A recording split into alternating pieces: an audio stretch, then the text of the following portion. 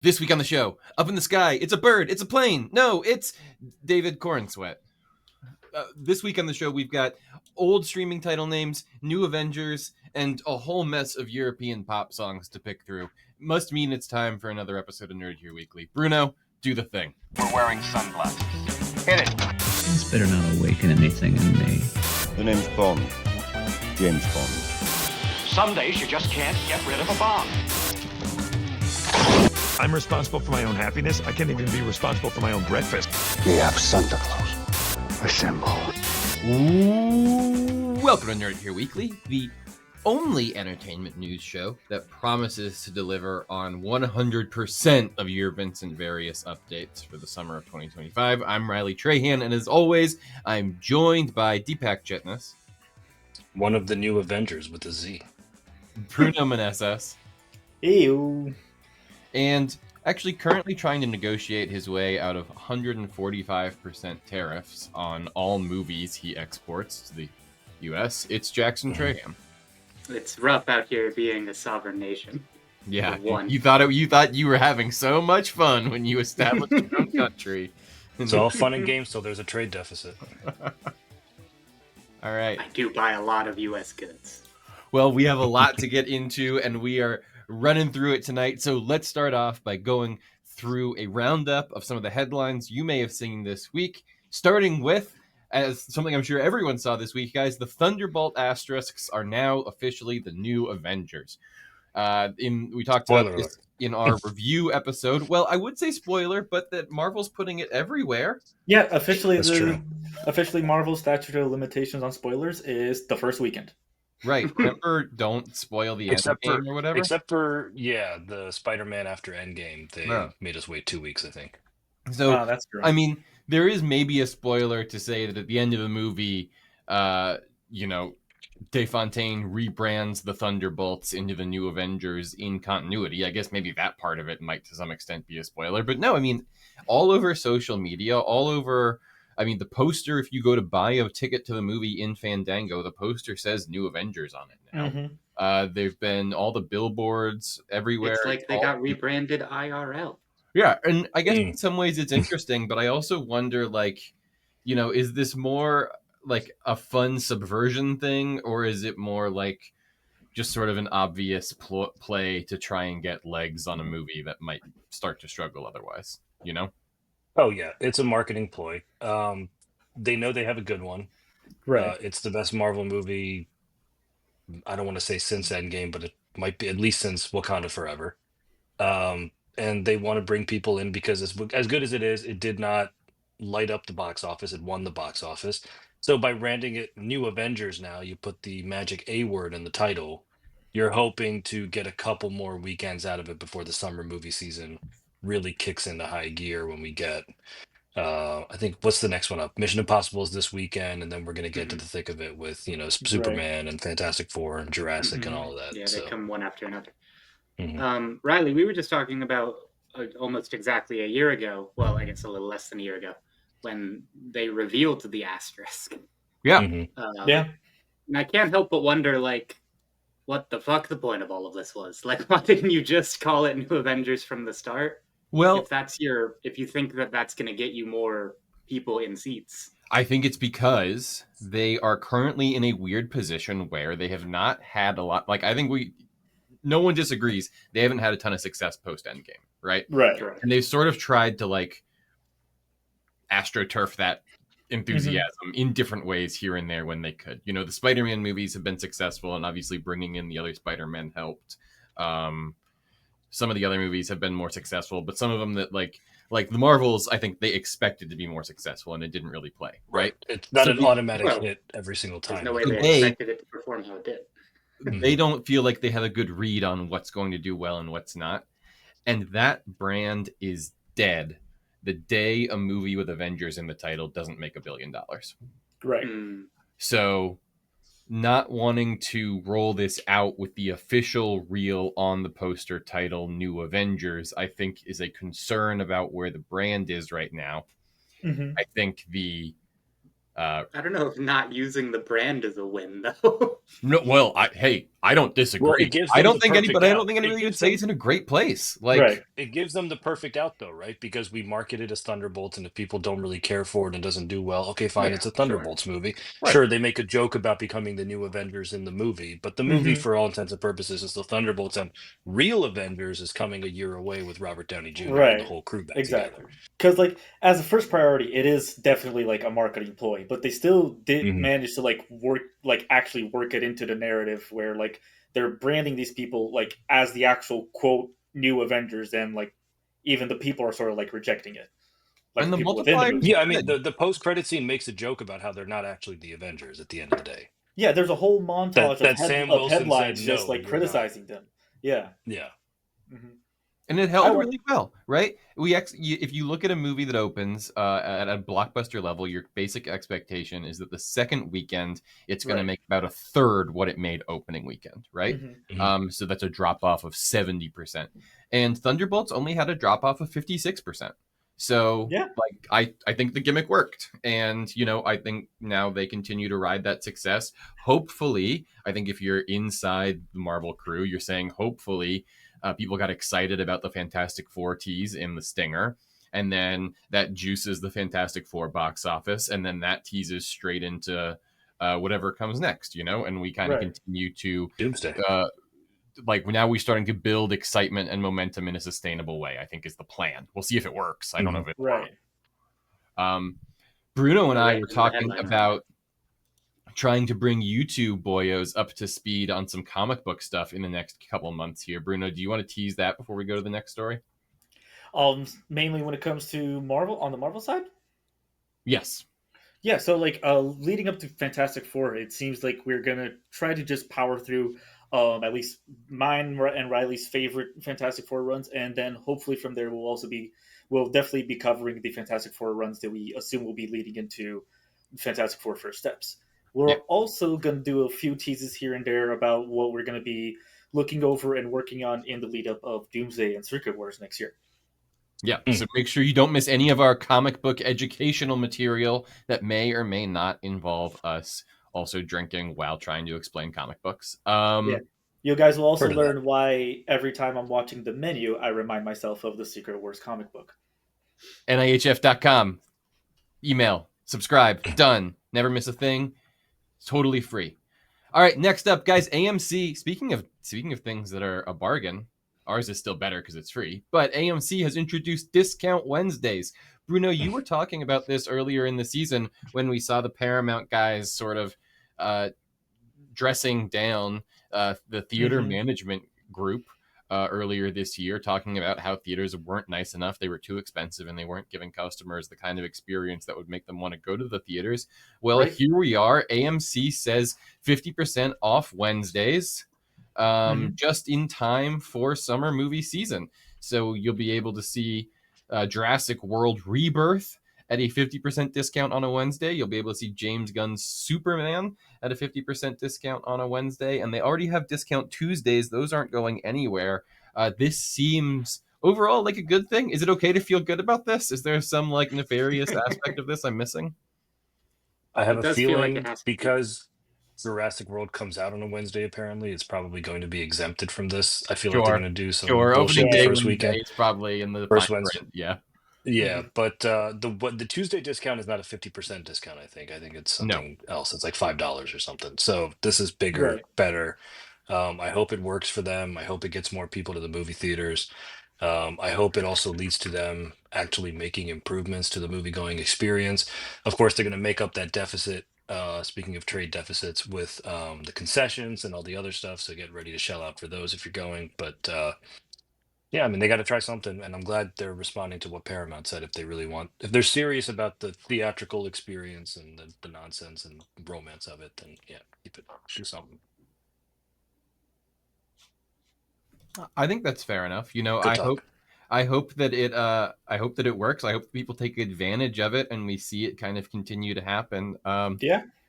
One of the things that I was curious about, I wonder if anybody has an opinion on this, is like, is this AMC feels like the kind of theater that once they start doing something, other theatrical chains may follow suit, right? Like, is this, Right. do you think, going to be like the start of a thing? And if so, are we going to have to wait a little while, or is it going to be like in the next couple months, other chains start announcing discounts? I would hope that it is. I don't know if Regal does the same thing where it has a discount day during the week, but It does. most Mondays they do the $5 mystery movie night where they're showing the movie like before it's out, and that could be a good That's way of AMC. competing with it. No, that's Regal because No, I've it's been going to AMC. Oh, AMC does the same thing then. Oh, okay. Yeah, I'm checking here, and I then have. everyone has I mean, mystery I'm movie just nights. trying to get tickets to Sinners at my closest AMC, and I have Tuesdays appears to have matinee showings that are 20% off. Mm. But otherwise, I don't see Yeah. any They discount. no what they'll do that on the pricing. They'll underneath the buttons for the matinee shows. They'll say it's 20% off what like a full price ticket would be. It's not necessarily a 20% discount. It's just Right. I don't. Well, that's my point. It's certainly not like $5 because the whole ticket's already like 17. So you're saying Anyway, you don't I was just expect curious what the numbers were. a discounting thing? I think the discount only applies to stub members, so you may need to be logged in. Oh. Hmm. That would be a catch. Yeah, I mean, I usually go to the Alamo, and they have $7 on Tuesdays, which is pretty nice. But tickets are expensive if you don't do these discounts, so I do think more of them is good. Yeah, Yep. I'm hoping we'll see more of them popping up here and there. Yeah. All right, we not take be surprised. we take the good with the bad. We get a discount Wednesday at AMC. We also get another delay of Grand Theft Auto 6, now slated for May 26, 2026. It was originally for late 25. We didn't have a specific date.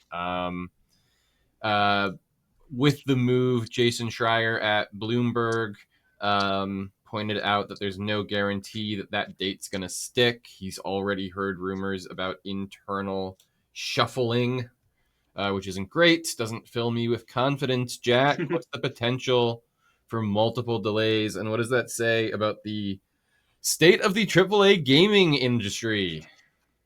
Yeah, Not I mean, great, I Bob. wasn't terribly surprised at Not the great, delay. I Bob. don't think a ton of people were. It is disappointing unless you're releasing a video game in 2025, in which case it's pretty good news. Well, unless you were originally releasing a video game in 2025 and then you pushed Yeah. it. I don't know. I can look up how long this game has actually been officially in development, but it is almost a comedic amount of time. And to be fair, from all the trailers we've seen, it looks really good. But one has to wonder how sustainable these sorts of development times actually are. We just did a whole podcast, you, me, and Bruno, about talking about indie games and games that I don't think would have been feasible to produce under a AAA scheme. And I think a lot of them were delivering like really interesting and unique experiences. So obviously, I have been a fan of the indie gaming scene for years now, ever since it like went on Xbox Live allowed it to be a thing. But now more than ever, it feels like that's where the best value for your gaming dollars is. Yeah, I'm with you. Bruno, I can't help but notice that we still don't have a PC release date for Grand Theft Auto 6. Yeah. Well, yeah, no, please go ahead. No, I mean, I'm just, just disappointment is all I have. Yeah. Like at the same time, it's been so long since Grand Theft Auto 5 that I'm not really I'm not waiting for Grand Theft Auto 6. Like when it comes, like, great, it's here. Maybe I'll play it when it's on a discount because I'm not paying $80 for it on release. Grand Theft Auto 5. Oh, it's What's $80 one more if you're year? fucking lucky. Yeah, yeah. Also being pushed to 2026. I just keep saying it. Like I'm just surprised we're still getting Avengers 5 before GTA 6. That's just funny to me. GTA 5 came out in September of 2013, and then the PC release was in April of 2015. Yep. So 11 years to GTA 6. And GTA 6 development began in 2020, according to Rockstar. Cool. I'm sorry. Although- When was GTA 4, Jack? I'm sorry, I missed that. Oh, GTA 4. Just to see the gap between 4 and 5. 2008. So it was 5 years between 4 and 5, and it has been 12 years. So it was 2008, 2013, and then crickets since 2000. 2026? Question mark. Yeah. Cool. Question mark. Well, while we're all rolling our eyes and letting out deep exhales of exhaustion at major corporations, let me take the opportunity to point out to you all that Warner Brothers Discovery reversed course and rebranded its streaming service Max back to HBO Max only 2 years after dropping the name. Keep them guessing. Reports Zag on them. Initial reports indicate that there was one pesky board member whose pet project was the Max thing, and that guy's gone. So Okay. Why did we do it then? we're back to HBO. It's a Max. scapegoat. They paid a consultant too much money to recommend changing it to Max, and they had to let it go for a couple years to justify the expense of the consultant before they could switch back. Right. That's 100% what happened. They are doing things like circulating potentially false rumors and having a lot of fun on social media to try and get out of the fact that it is the stupidest thing anyone's done all year. Their social media account having a lot of fun posting things like Game of Thrones memes saying what is dead may never die. What a good show to reference, guys. That's definitely everyone's favorite thing that's in your catalog right now. Right. How are we feeling about HBO Max these days? I mean, this is I guess the constant thing is like they're allowed to be the problem child because they generate the best stuff, I feel like. But just every time we hear something about that company, it is just mismanagement and crossed wires, right? Yeah, I mean, Vaslov was brought in to do that, to control the chaos until the ship stabilizes in whatever direction they want to send it in finally, and then he'll fuck off with his golden parachute and they'll bring in someone else to actually run the damn thing. Yeah. Any other thoughts on David Zaslav and his magical mystery tour? I mean, I think it's good for the record. I'm glad they're putting it back. I didn't like it when they did it. Right. Are you just glad about it because you get to keep your old remote? We don't need to talk about it. They just changed the color also. I don't know if anyone's noticed. It Yes. Yeah, from well, blue that's to what black. I said. I was We're like, also are they back to keeping black it now. black, or are they going to go back to purple? And apparently they're keeping it black. We're back to Black HBO, the original schema of the whole thing. Back to black. Any of this streaming nonsense. All right, rounding out the wrap up this week. Pardon me. Scratch that. Reverse it. Wrapping up the roundup this week. We celebrated. Well, not we. We specifically didn't celebrate, but the rest of the world celebrated Eurovision 2025. Austria claimed a narrow victory at the song competition, beating out Israel after a tense and fluctuating vote count. The winning act was named JJ, a 24-year-old. I believe the vocal range is countertenor, a classically trained singer who performed Wasted Love. It was a very powerful performance and won the evening. But I'm not here to talk to you guys about the powerful, heartwarming portions of Eurovision. I'm here to talk about silly Euro trash. Bruno? The best inventions are all made in Switzerland. For example? Well, instant coffee, potato peelers, and processed cheese. The famous Swiss Army knife with clever tools. And a lift for skis. You know there wouldn't be a rock star without the electric guitar. And this is good, but this is more where it kind of dials me in. Like the zipper and muesli, made in Switzerland. Like the internet or Why wouldn't they talk about watches? Why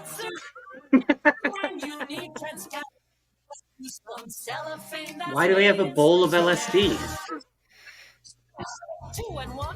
How do they get that through customs? Are you supposed to put that in the foyer in Switzerland, like for guests to just sort of like mince? It's like a mouth freshener after dinner. Just, Yeah, I mean, that's exceptional. The fact that didn't win the best act is probably a criminal crime somewhere. Agreed. Criminal crime. Agreed. Let me see if I can easily share with you. Oh, yeah. Okay, here we go. Here's the other one that I really just got a kick out of. Hope you'll enjoy.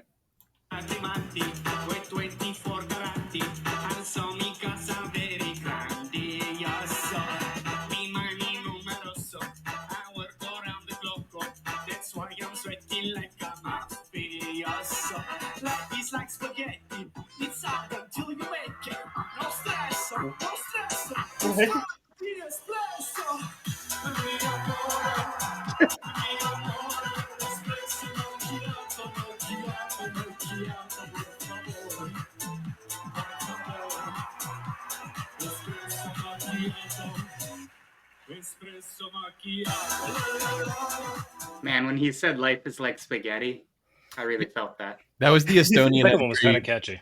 That was the Estonian entry, which was apparently kind of cast out for having negative opinions about negative stereotypes about the Italians. You don't say. Yeah. The song Espresso Macchiato? Yeah. You don't say. Anyway, I just wanted to share with you those big dumb things. Celine Dion wasn't there. I guess there was some rumors she would be, but avast, no such luck. Anyway, maybe next time. Is she usually there? No, I think that there was just some rumor that this particular time she was going to be because maybe it was being held. Her house. It was in Switzerland, which I don't think is where she's Canadian. Yeah, I think. I don't know why. Anyway, there were rumors she was going to be there. She wasn't. That's a shame. Good story. All right, let's get to the news. Guys, did you see how Trump made up movie tariffs? I did. Oh, talk about that or heard him, read it, whatever. I felt we needed to address. Look, we have, I think, done a good job of staying out of politics when it hasn't impacted us. But I did feel like this was maybe the opportunity that we needed to let people know that you couldn't do a movie tariff. That's not a thing that makes any logical sense unless you start taxing digital information. Right. So I think the idea is that you charge higher prices for tickets to movies that are foreign produced, and then that tax revenue is somehow funneled to the state. But yeah, like the theaters don't report based on where the movie came from. Yeah, I don't look. I'm not defending it. I don't think it's well thought out. I think that's what he was grasping at. How much more do you need to like? Hollywood is the movie industry, basically. I can't think of another industry that is more American dominated. Well, this is yeah, but I think he's also trying to protect domestic production by having them stop going abroad. Like when Game of Thrones would film in Iceland movies are or made Ireland, in other places. Why? Yeah, just build it on a set in Los Angeles instead. This is the thing. There is a problem that a lot of production has been moved out of A, Los Angeles, and B, the United States in general, and that has certainly hurt the economic situation of, for example, Southern California. We should want to have at the worst possible time. Yeah, we should want to have movie making in LA. I think that there is definitely like legislative solves for that.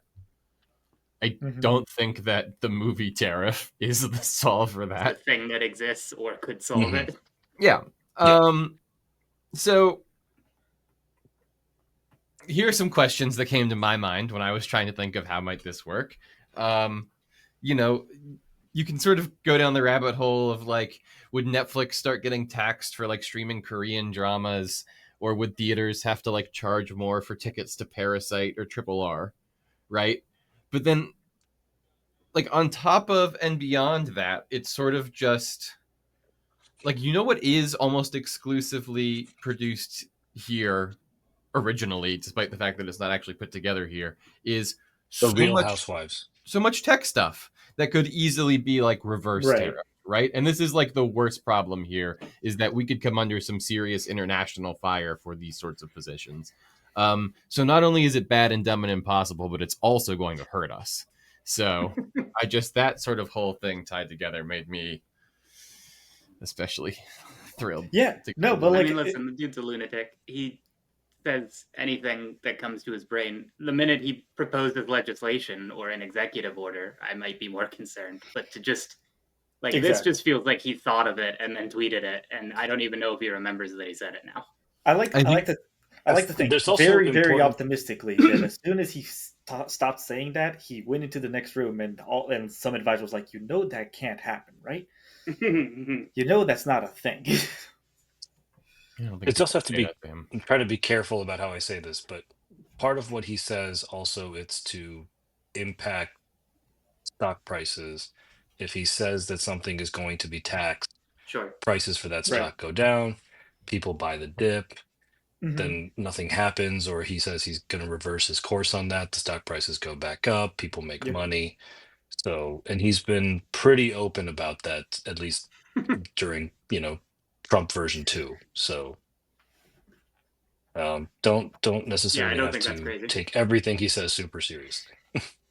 No, but I also want to push against the idea that there is some inherent value to uniquely American film, right? Like, I think that there's a lot of stuff that we Mhm. talked about on here that we've really enjoyed, right? Whether it's Studio Ghibli stuff or like Absolutely. I was gonna get into video games, but that's a whole other thing we have to unwind for a second Mhm. here. But now the thing, Other but movies I with Studio cited Ghibli, earlier. anyone can do that now. So that's, Well, yeah, that's and a good point. anyone.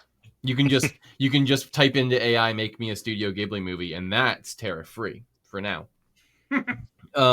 That's what he means by domestic production. Jack, do There you you go. want to really quickly run us through how tariffs actually are impacting our great favorite video game systems before we move on? Mm. Yeah, it is one of the areas that seems most noticeable. I mean, I think part of that is that the video game industry has had really surprisingly stable prices for a really long time.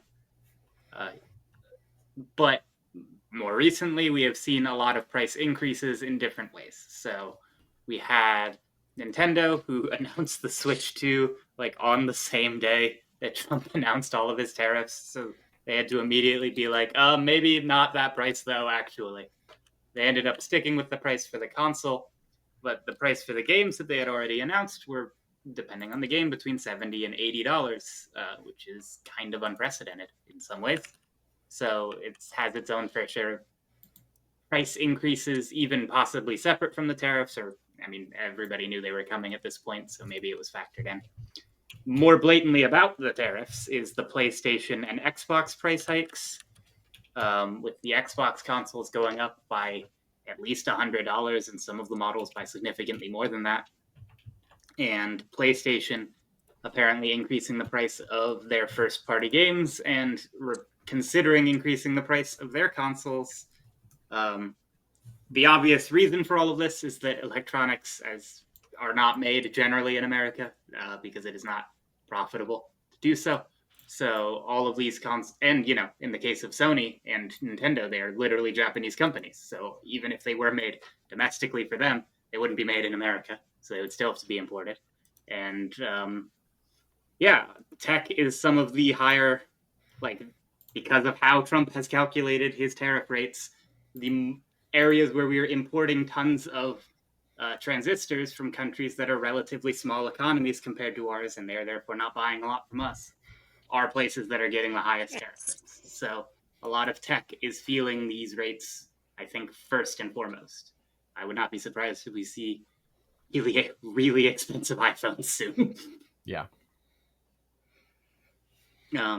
But it'll, I think, trickle down to everything given enough time. Walmart has said that they're thinking about it for any number of their products, increasing prices, that is. So I think it is just a situation where tech was uniquely positioned and video games were uniquely positioned to need to increase their prices soon anyway. And this gives them a good reason to and forces them to even more.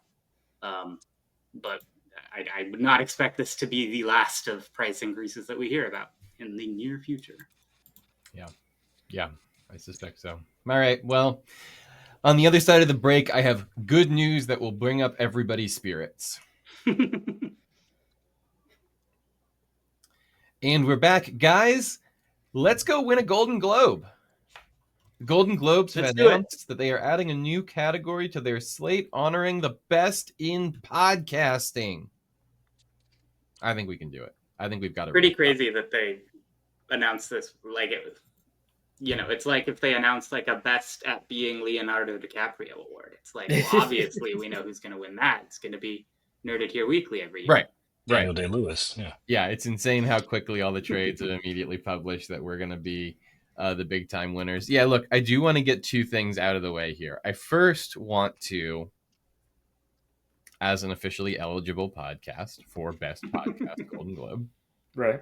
I Can would that like be our new to name, the say, Golden Globe eligible Nerded Here Weekly? right, as the face of the brand for the Golden Globe eligible podcast, Nerded Here Weekly, I would like to say that anything I may have said in the past about the Hollywood Foreign Press Association or the Golden Globes, or as it pertains to Was their AI. selection process, Yeah, those were all deepfakes. or the way in which they make their nominations, the quality of their awards, sort of what it stands for and what it's meant over the last few years. I'd like to officially apologize for all those things and say that it was taken out of context largely. Why are you apologizing for something you never said, Riley? It Yeah. wasn't you. I'm sorry that someone else It made was, those. it was the deepfakes ghost to in the me. machine. I know that I'm. There may have been some misunderstanding that I may have at some point implied in the past that the Hollywood Foreign Press Association were a bunch of starfuckers who only used their award to cozy up to big time celebs. That was inadvertent at, if anything. Now, I would like to bring you guys my predictions for the nominees for Best in Podcast and Golden Globe. Here we go. Yeah, hit me. Conan O'Brien, Yeah, right. Sure. Meh. Yeah, I'm in. The Smartless Does have a Guys, podcast. Okay. Mhm. I don't even know who they are. Jason Bateman, Will Arnett, and Sean Hayes. Okay, I'm in. Podcast? Meghan Markle, Mm. Sure. I could see why. Dak Shepard. I don't know who that is. He has a podcast? Yeah, it's called Armchair Experts. Ah, is Kristen Bell on it? I think He's guests that guy. sometimes. Pass. And my last potential nominee is the Office Rewatch podcast hosted by Jenna Fisher and Angela Kinsey. Now, who were, of course, both on The Office. Now, did I just find those by Googling celebrity I take your point. podcast and pushing enter? Yes, but I do think it's probably also a good representation of who they'll. No, I think you're onto something for sure.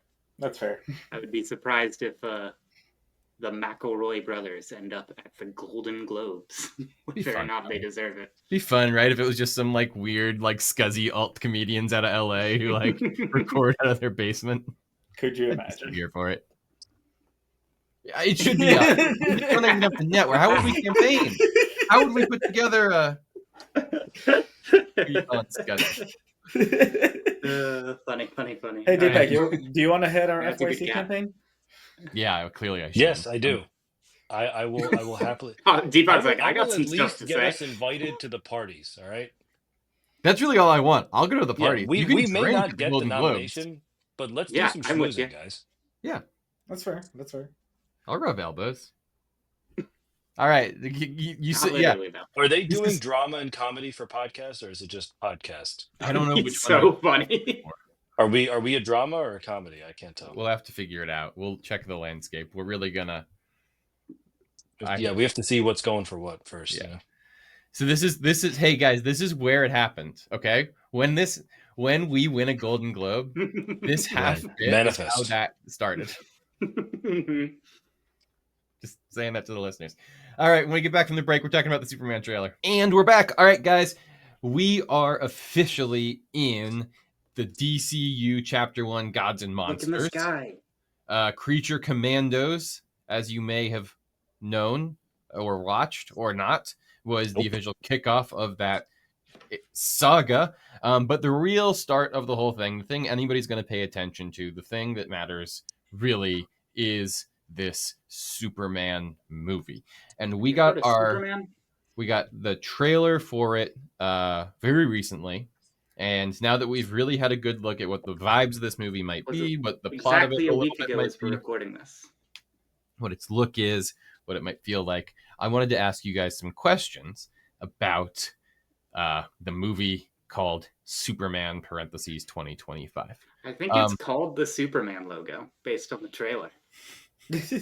Jack, Jack's feeling really chatty. Planet, it So means Jack, hope. what do you make of Clark and Lois's sort of like whole dynamic in this thing?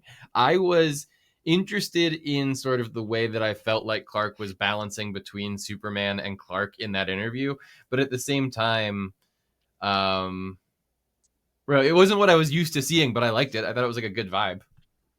Yeah, I really liked it. I thought his transition from being all like jokey and flirty with her to being all like professional and Miss Lane was really good. Whenever you talk to superhero nerds, especially Superman nerds, a lot of people like to talk about how Christopher Reeve's performance as Superman was really good at. You could like physically tell when he walked into the room whether he was being Clark Kent or being Superman. And I think this was the first performance that really felt like it evoked that sort of difference in posture and mannerism on a really fundamental level. And I really like their dynamic. I could see why they like each other. And the way it like devolves into a couple fight, and Lois like not giving him an easy time because she's an investigative reporter. Right. I thought all of that was really good characterization. Yeah. They seem like it's passionate asking lovers. questions that I think are worth asking. Sorry, what was that, Deepak? They seem like passionate lovers. The kind that would get into a bathtub fully dressed. Yeah. My question, now that I think about it, is she interviewing him and he's pretending to like, oh, you interview me as if I was Superman, or does she know that he's Superman? I think she knows. I think she's gonna know him as Superman before. My pet theory is that she's like gonna help him craft the persona of Clark Kent, and she's gonna know him as Superman from the start.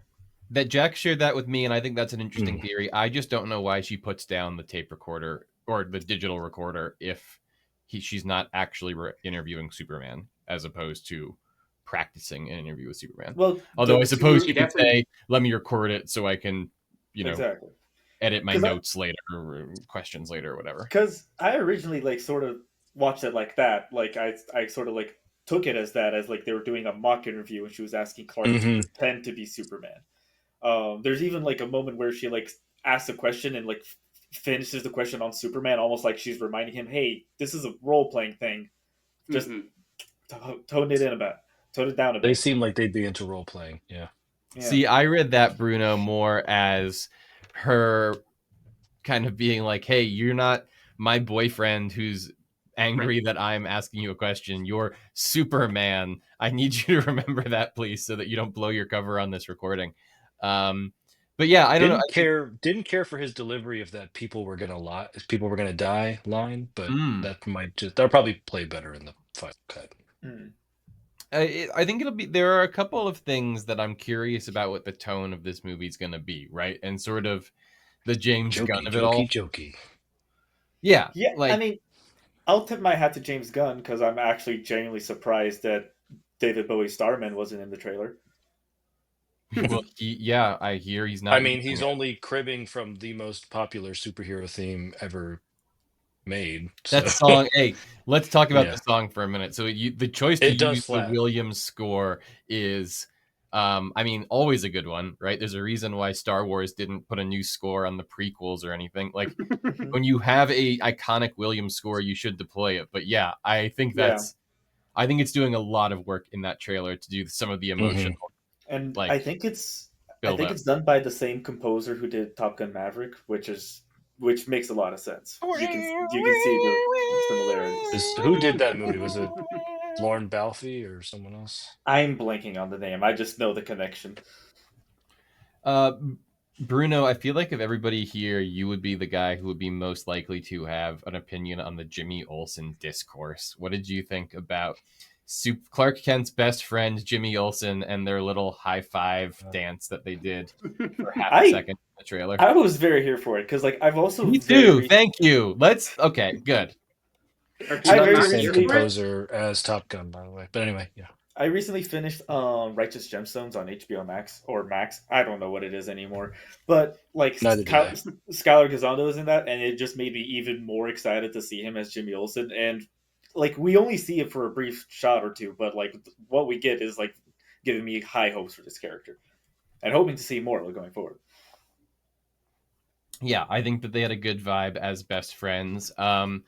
Yeah, there's like a particular kind of online troll that is only into a very specific brand of Superman comic, who I will say was not excited to see Jimmy Olsen and was not excited to see both of Clark Kent's parents being alive. That was another thing that Yeah, I like that. a certain variety of online guy was really angry about, that I thought was good and exciting. It's nice. Let him have his parents. He in the comics he has his parents. It's only No, been a movie absolutely. thing that they always die. I just love the shot of his mom being like, "I'll clean your boots for you." Yeah. Yep. Jack, you have a working theory about Dad.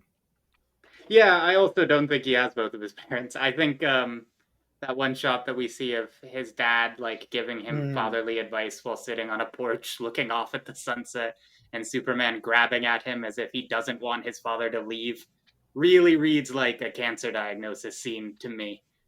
Oh, I was reading which that would be as cool because it's like, oh, he can't he can't do that. Like he can't do anything about it. Yeah, I mean, it's again something else they're Unlike, doing. say, that, a tornado. See, I read that as differently. I read that scene as like maybe a second or third act moment, and perhaps they are grieving Mama Kent. Oh, sure, maybe. Oh, that would suck. Gunn did say this is the movie about fathers, so that would track. Yeah, it was originally titled Superman Legacy. Oh,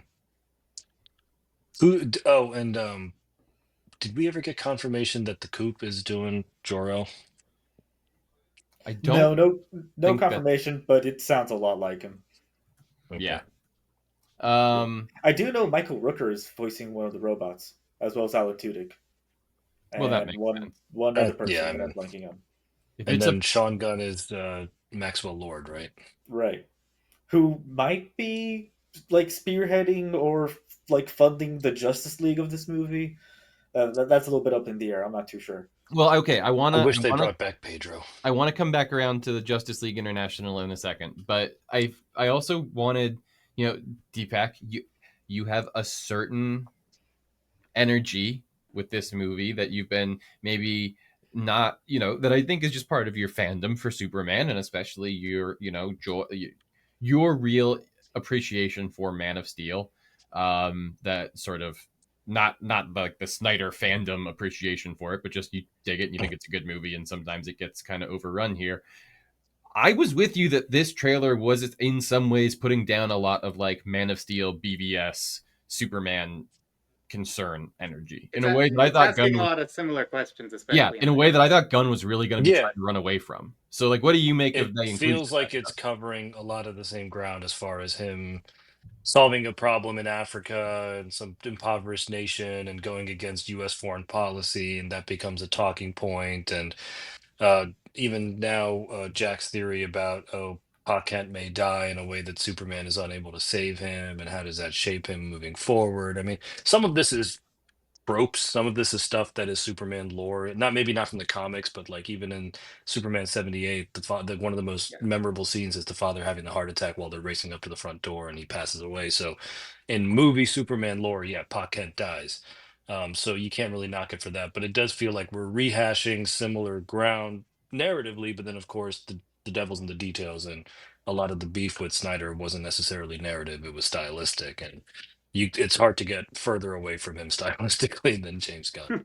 Yeah, right. I think that's true. I suspect that presenting a lot of those same themes in a visually more digestible package might be prove to be more successful. But yeah, even the kaiju kind of looks like Abomination or Apocalypse in some ways. Well, that's the thing. Like, I guess I'm confused how this like fear of unchecked power narrative is going to work in a world that has like the Justice League International and like a giant dragon monster and like aliens and stuff like all. Because we're going to see that him alone is more powerful than all of those people, and it's all concentrated, and no one man should have all that power. And I think that's where they're going to go with this.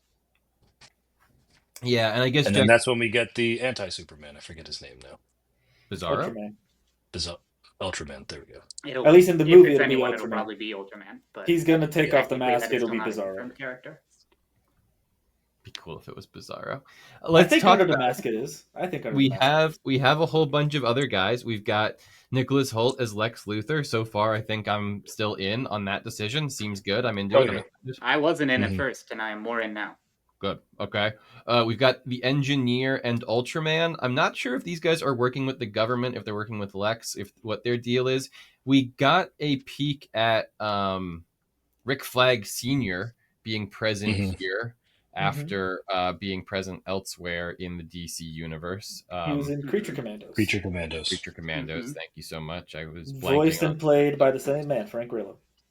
yeah, Mhm. Frank Grillo back again to Yep. play it here in live action. So Crossbones. he's the Just like Secretary of Defense, maybe something like that. It looks like. Yeah, because The they way show the- him and they say the Secretary of Defense said he was going to look into your actions, and I was like, oh, he's a Secretary of Defense, okay. And then they're like, did you ask the president? And they show Lex Luthor, and I'm like, fuck you, wait, what? So Oh. I asked you about this, Riley, and I agree. I'm not sure if they're committing to President Lex immediately from film one, although that would be interesting. But that made me The less president of sure the about my company, first not assumption. the I think they're President just of the being United weird with the States? editing because I don't even Yeah. think Rick Flag Sr. is Secretary of Defense. Okay. Maybe. So there's Yeah. some open questions for us as we get closer. What about Engineer and Ultraman? Are they Lex or Flag? Do you guys think? I would say We Lex. see I think. them like escorting Superman in handcuffs, right? So I'd imagine Oh, that's true. it's the Department of Defense. All right, fair enough. And then the big thing that stood out. Well, let me start with the big thing that stood out to you guys. You guys were all talking about this in the text thread, so I should give you some space to talk about this. We see the sort of brown armored character flying around in the sky. We thought maybe it's Boravia. it's the Hammer of Hammer of Boravia. Boravia. That's what it's Yeah. called. Yeah. We think But that's not there a was- character in Superman. Right. there's some rumors that perhaps it is something like Lex Luthor. I think that would be exciting and fun and cool. I do feel Yeah, like I've heard that it might be recolored for the trailer, and that in the actual movie it'll be purple and green, it'll and be it'll like be purple Lex. green. That's what I've heard as well. Yeah. That would be fun. That would be really. That would be very sneaky. And if then they the did that. the real Hammer of Boravia might be another reveal, or like a different character or something. Yeah. That phrase might have meaning elsewhere in the movie. And sort of related in terms of things we've not really heard of before. I mean, we have heard of, but I'm excited that Metamorpho is in this trailer. Like this to me tells me that the Gun DCU is going to have space for weird little B-list heroes. And there's a lot of those guys in DC that I like a lot that I would love to see elevated. Dead man. Yes. Man. Yes. Let's do it. I thought it was interesting how prominent the Engineer is, because isn't she a part of the movie that they're not really prioritizing anymore? Right, the Authority. Yes, the Authority. Doesn't she become a member of the Authority or something? So I thought having her be a bad guy here would be interesting there, but now I know that movie is like delayed, so I feel like that might not work as well.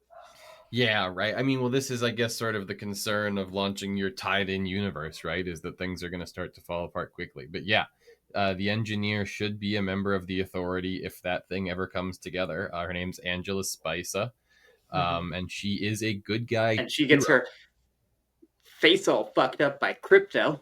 Hell yeah. Good boy. And she's made of nanobots, but she'll probably be fine. She's a good guy? Well, this is He becomes a good guy. Is that in the Authority? That he's like an anti-hero, yeah. Yeah, she becomes an anti-hero, if anything. Not if she's going after Crypto. She better die. He's like, I believe you'll find she gets thrown into the sun by Superman, is what happens. Absolutely not. I don't play that. Speaking of goofy little B-list heroes, we did get Hawk Girl, Guy Gardner, and Mr. Terrific all spotted in the trailer, all looking pretty good. Gardner's deployment of the hand wave I thought was good and fun. Yeah. Very in character for Guy Gardner. Yep. While I was looking up stuff about this, we're going long, so I don't want to just say something about every shot. But while I was looking up information about the trailer, I found an old interview from Gunn where he said that Mr. Terrific is the most important of like the B-list heroes in the movie. which I thought was Mhm. interesting because we really don't see a lot of him in any of these trailers. Well, I I was mean, about to. he must be the de facto leader of that group. I would think. Yeah, I that would would make assume sense. so, I mean, I yeah. guess it's probably not Gardner or Hawk Girl. I mean, Yeah. he's definitely like just in DC lore terms the most important character of that group. Absolutely. Like Mhm. at this current moment, he's like spearheading the entire Justice League, like in the current comics. Yeah, like Mr. continuity. Terrific is like not. I mean, this is He's not an insignificant character. he's. I was gonna say he's not. Okay, I should. Okay, he's I Reed. wouldn't put him on B list, honestly. He's Reed Richards, right? And like his name is Mr. Terrific. Mm. Yeah. But I still wouldn't expect him to be important in the Superman movie. No, I hear you, Right. and I'm really surprised that he's here. But like the fact that he is here, I hope he gets taken as seriously as like his role in sort of DC lore commands, right? Because he's Right. not some like mystery man like the Hammer of Bavaria, where comic book Right. knowledgeable people are like, "Oh, who's this gonna be?" He's like the smartest guy in the universe that runs the Justice League and shit. Again, in that same interview, Gunn did specifically say he is the third smartest person in the universe, which Great. does lead one to question who number 1 and 2 are. I mean, Bruce Wayne, and who else would it be? That is the real question. Actually, John Everybody says Johns? Bruce is first. There is another hero in the comics that's questionably smarter than Bruce Wayne. He just doesn't have like the maturity to show it. No, I would say it would probably be Lex Luthor and Ray Palmer, right? Luther's another good option. Yeah. Especially Yeah. since he's already in that movie, But like a confirmed character in the universe. But I do hope we get it. Well, and Brainiac, if Brainiac counts, I don't know. Yeah, if I would be Brainiac- surprised if they do in Hey, Brainiac. hey, now that we've seen the not a trailer and person. there's no Potential- Brainiac in it. Potential spoiler territory, but they have started to release what the merchandise will look like, and Yes. there is a playset with a little toy that looks suspiciously like a baby Brainiac. Yep, Really? yep. Good There to have, know. and then there was pushback on what that was, and then there was pushback on the pushback. So yeah, Yeah, Stay tuned. they've called it something else. It's like yeah. They- specimen or something. I can't they remember called what it they called something it. stupid. Yeah. Yeah. I hope we do have a dumb Superman though. Like I'm here for himbo Superman. He's I mean, I do strong. like. He's not smart. He's strong. I think it's interesting to hear Deepak talk about the parts that can. Whoa, sorry. I think it was interesting to hear Deepak talk about the parts of this movie that concerned him the Man of Steel of it all, or the Batman Right. versus Superman of it all, I should say. I mean, it's all sort of same. Yeah. But what I have seen a lot of is my impression was people's main problem with Man of Steel was Superman's general personality, more than anything else, and his sort of apathy towards human death at times, or seemingly apathy. Yeah. And so I think scenes like him screaming people were going to die, or being like, I was doing the good thing, what the fuck are you talking about? Is really compelling to me too. I don't think he is a philosopher. I think he saves people's lives. Yeah. I agree. All right. When we get back, pop culture recommendations. This has been Nerd It Here Weekly. Thank you so much for hanging out with us as we catch up on the news. If you were with us on the YouTube, or if you want to check us out on YouTube, you can head to youtube.com/nerditherefirst. And if that's where you watched this, make sure to hit the subscribe and click on the bell so that you never miss an episode. And if YouTube's not your thing, you can head over to our website, nihf.com, where you can type in your email address to subscribe and never miss an episode. You can also get us on social, on Facebook, on Instagram, on Blue Sky, and on Threads, I think. Wherever we are, we're there at Nerd Here First, wherever it is. So if we're there at Nerd Here First, we're there. If we're not, we're not there. For your consideration. Before we get out of here, and we are For your eligible consideration. for a Golden Globe for your consideration. Thank you very much for that reminder, Bruno. Before we get out of here, we're going to let you know about some things that we've enjoyed recently, that we've watched, read, eaten, played, or listened to, that we've enjoyed lately, and we think you'll enjoy too. And this week, we're going to start with Bruno. Hey, I've been playing a lot of Clair Obscur lately, but what I really wanted to talk about was a game that I finished right before that, which is Remedy's Alan Wake 2, which came out a couple years ago. And I took a big gamble on this because I hadn't played Alan Wake 1 at all. I hadn't played anything else from Remedy, but it won the video game award for best narrative. And I was like, well, if it's really the best narrative, I can go into it not knowing anything. And I was proven right, because this was just an amazing story, start to finish, and it's very story driven. Like there's not a whole lot of combat, and there's a lot of like exploration where you need to pick up little puzzles here and there. And the story basically follows like an author who basically everything he writes, and he mainly writes horror stories, turns into reality, and an FBI agent is sent to investigate that. And it's just been a really fun story. It takes place 13 years after the first Alan Wake game, and there's a lot of direct callbacks, but I wasn't left hindered by that at all. It didn't come off as a punchline where I was missing the follow up. It more just felt like a setup for an eventual prequel that I could go play later, which is exactly what I'm going to do once I'm done with Expedition 33. So yeah, Alan Wake 2, check it out. Bruno, if you enjoyed Alan Wake 2, please watch Twin Peaks. Yes, it made me add Twin Peaks as well as Twilight Zone to my list. Thank you. Deepak? I picked up this bad boy, Avengers Operation Galactic Storm, which I have started to read through. It's interesting. I've heard that it's got shades of Civil War, but on a more cosmic scale. I need your guys' help identifying who this baddie on the cover is right there. I can recognize the rest of them, but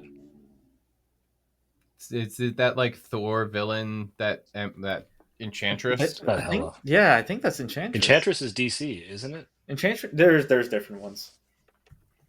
Could also be Hela, but that would be an old version of Hela. Marvel one, but she's usually blonde. I can Isn't the recognize Enchantress Vision, also? Quasar, and Thor on the cover, but I couldn't recognize her. Well, we'll keep you posted. Send me the issue. Yeah, we'll figure it out. It'll be easy to find. What's it called? You know what? I might have just figured it out. She's also somewhere in here. So She's also in the story, so that'll make it easy. Yeah, Yeah, you know. I did Yeah. imagine she would show up eventually. It's interesting. Yeah. All right. But yeah, that's what I'm up to. Jackson? Yeah, I'm late to this party, but I am finally making it through Andor. I finished season 1. I got halfway through when it first came out. And it's pretty neat. I think it is doing a surprisingly good job of fixing some of my problems with Rogue One in retrospect, which is a weird situation. I feel like the movie that the show is based on came out first, which is really strange. But it's cool. And I Does just it make the movie exciting? It makes the start of the movie more exciting, genuinely, because you have 2 seasons of build up to what they're doing. Yes. That makes sense. And I just finished playing Doom: The Dark Ages, which was absolutely metal as hell. I rode a dragon with laser wings into a battle against the armies of hell. I killed Cthulhu. I did all the things you would ever possibly want to do in a Doom game, and did it all to rip roaring heavy metal music. Had an absolute blast doing it. So I've loved all these new Doom games in this reboot era that they've done. This one is a prequel to the other 2 in the franchise and sort of sets up mostly, there's a little bit of, it's really a prequel to Doom Eternal. With sort of Doom, the first one in this reboot, kind of being retconned into the Doom Eternal story in a way that doesn't quite make sense, but it's fine. But yeah, I really enjoyed it. I will probably play it again. I uncharacteristically of myself played it on easy. I didn't die once, and I felt like the Doom Slayer, just absolutely rip-tearing, killing my way through these demons. And really, really enjoyed it. So probably going to do it again on a harder I should maybe consider that, because when I did play Doom, I kind of bounced off the combat for its difficulty, and maybe play it on easy. I'm always saying the people are willing to it's a go lot on of fun. Yeah. This has been Nerd It Here Weekly. Thank you so much for listening. We want to make sure that you know that you can catch us on our YouTube channel or at nihf.com, where you can get video versions of this show. This show in its video form is produced by Bruno Meneses. Social media production is by Sterling Haynes. It is executive produced by me, Riley Trahan. Our artwork is by Wiki Rascals. Our theme song is by Purple Planet. And there's one other person I think I usually thank. How about you for being such a great listener of the show? We'll appreciate and love you so much. Thanks for being here. This is why I need to record the outro, and I will do it one day. Promise. But until then, don't forget to tune in next week to hear. For your consideration.